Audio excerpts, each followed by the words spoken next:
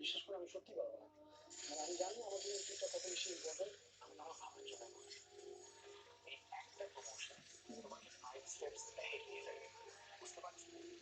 আমার তো বাসায় কথা দিতে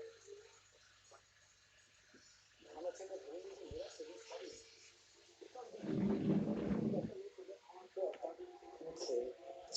বডিতে যে ছাপটা পড়ে সেটা আমরা কখনো ফিল করি না, তার যে কষ্ট হয় সেটা আমরা কখনো ফিল করি না। আমি যেতে পারবো না স্যার।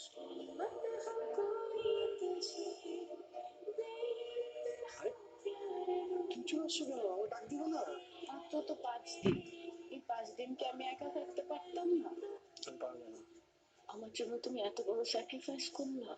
এটা স্যাক্রিফাইস কনসিভ করার পর থেকে এখন পর্যন্ত আমাদের জন্য এত কষ্ট করে আসতেছে, সেটা সামনে থেকে কিছুই না।